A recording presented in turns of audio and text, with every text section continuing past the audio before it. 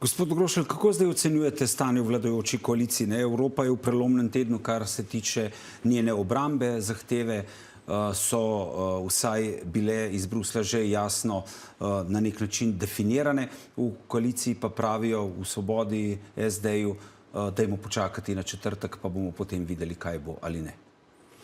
Jaz mislim, ocenjujem, da bi se morala slovenska politika okoli tega poenotiti.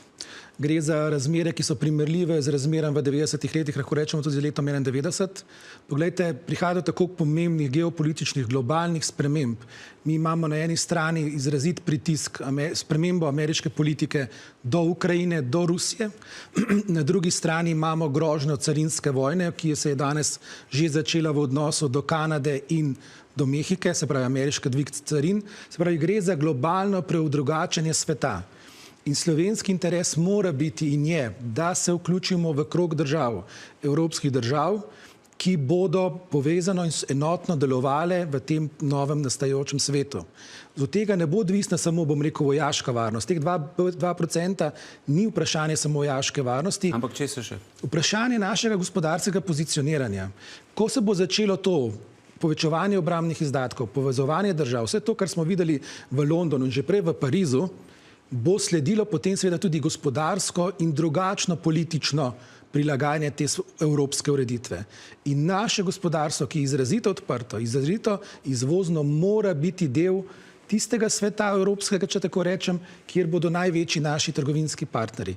To je izrazit naš strateški, življenjski interes v tem trenutku. Se pravi, da bodo morali tudi predsednik vlade Robert Golob, ki je obenem predsednik Gibanja Svoboda, pa Matjaž Han iz SD-ja, obe stranki sta na levem političnem polu, na desnici tako ali tako pravijo SDS in Nova Slovenija, smo za to, da sledimo Evropi in gremo na 2%, preidemo že prihodnje leto. Svojim volivcem priznati, da bo treba te odstotke za obrambo dvigniti na 2%, ne glede na to, na rezultat volitev, ali naj špekulirajo, pa rečejo, to za naše volivce ni dobro, nočejo tega slišati, ne bomo izpolnjevali teh zavez. Kaj sledi, če ne izpolnjujemo tega zavez in če tega ne naredi vladajoča politika? Že sama debata, v prispevku je bilo omenjeno, mi nismo za članstvo v NATO. Sej, veste, mi v tem trenutku, paradoks tega trenutka je v tem, da mi ne vemo, če bo junija še NATO. A veste, mi smo zdaj v trenutku, ko so ZDA naš največji varnostni garant, naš pomemben trgovinski partner na evropski ravni, spremenile svojo politiko. Mi danes ne vemo, ali so ZDA še naš partner, očitno zaveznik niso. One v bistvu izvajajo Združene države Amerike v tem trenutku neke vrste ekonomsko agresijo na sosedno Kanado, ki je tudi naš zaveznik. Mi smo v takem svetu, ki je bolj podoben svetu ne zadnjih 30 let, ampak svetu pred letom 45, pred 39.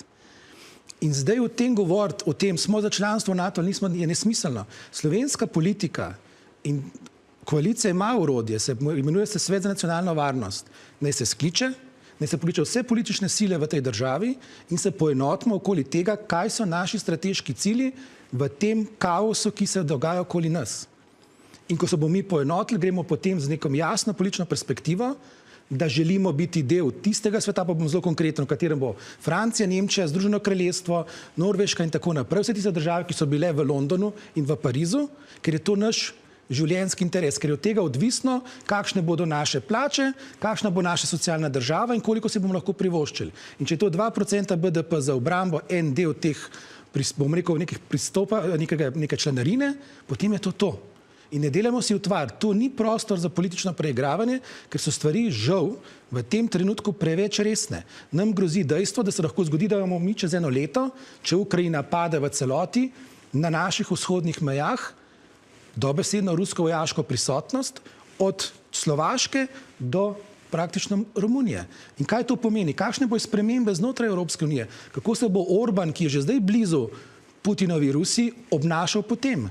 V kontekstu recimo nekaterih zemljevidov. Veste, stvari so tako drugačne danes, da enostavno se ta slovenska politika ima neko zgodovinsko odgovornost. Zdaj pa samo vprašanje, ali bo temu kos ali ne.